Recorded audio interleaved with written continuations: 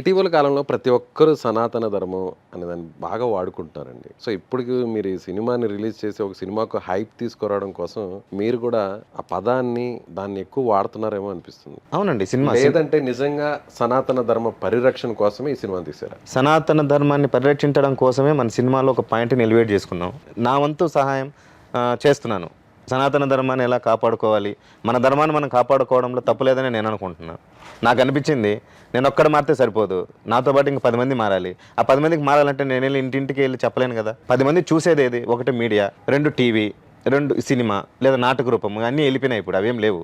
Mobile ద్వారా చెప్తే ఉన్న దీంట్లో ఇలా స్క్రోల్ చేసుకుంటూ వెళ్ళిపోతారు. దేవుడిని పూజించే ప్రతి ఒక్కరికి మన సినిమాతోటి సనాతన ధర్మం అంటే ఏంటి అని అంటారు. ఇప్పుడు ఈ మధ్యకాలంలో మా పవన్ కళ్యాణ్ గారు కూడా ఆయన నిజంగానే అసలు ఆయనకున్న డబ్బుకి, ఆయనకున్న పేరుకి మూవీస్‌లో అన్నీ వదిలేసి ఎందుకు సార్ దేవాలయాల చుట్టూ తిరుగుకుంటే 10 మందికి సనాతన ధర్మం గురించి ఎక్స్‌ప్లెయిన్ చేస్తున్నారు. ప్రెజెంట్ ఆయన సనాతన ధర్మ పరిరక్షణ యాత్ర కూడా చేస్తున్నారు. ఎందుకు సార్? ఏం అవసరం సార్ ఆయనకి?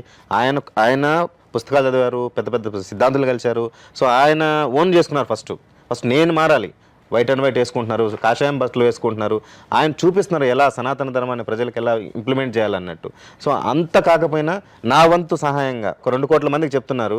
నేను నా వంతు సహాయంగా ఒక 20,000 మందికి చెప్పగలుగుతాను కదా. సో అలా అందుకోసమని క్యాప్షన్ అలా పెట్టుకున్నామండి. పవన్ కళ్యాణ్ గారు గెలవగానే సారు మాల్లో ఉన్న సారు సో గెలిచినప్పుడు మోకాళ్ళ మీద కైలాసగిరి క్షేత్రం అని ఒకటి ఉంది సార్ కర్ణాటకలో, చింతామణి దగ్గర. మోకాళ్ళ మీద మొక్కు తీర్చుకోవడానికి సారు ఆ టెంపుల్కి వెళ్ళి ఆ నందీశ్వరుని దర్శనం చేసుకొని మోకాళ్ళ మీద పర్వతాన్ని ఫుల్ వర్షము 1.5 కిలోమీటర్ ఉంటుంది.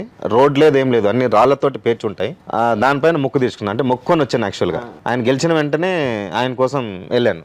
వెళ్ళి కింద నుంచి బ్లడ్ వస్తుంటే కూడా ఆగకుండా బ్లడ్ వచ్చి అసలు ఆ రాళ్ళు గులగరాళ్ళు సార్ మొత్తం ఆ బ్లడ్ వచ్చింది. అసలు ఏం తీసుకెళ్ళలేదు మనం. సినిమా కోసమా లేకపోతే?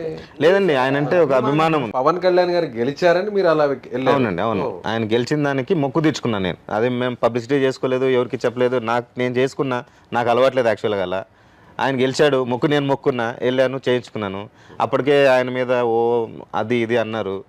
వాటికన్నిటికీ ఒక చిన్న ఆన్సర్ ఇచ్చాను లోకల్ మీడియా కొంతమందికి. సో అలా ఆయన మొక్కు నేనే తెచ్చుకున్నాను. సో ఈ కథాంశంతో వస్తున్నారన్న విషయం పవన్ కళ్యాణ్ గారికి తెలుసా? ఏమో సార్, తెలియదు. కలవలేదా మీరు ఎప్పుడు? లేదండి, ప్రయత్నం చేయలేదా? లేదండి, కలిసే ప్రయత్నం కూడా చేయలేదు. మేబీ ఇలా ఏమన్నా ఆయనకి రీచ్ అయితే సంతోషిస్తాం, మాకు కూడా మంచి హ్యాపీ అవుతాం.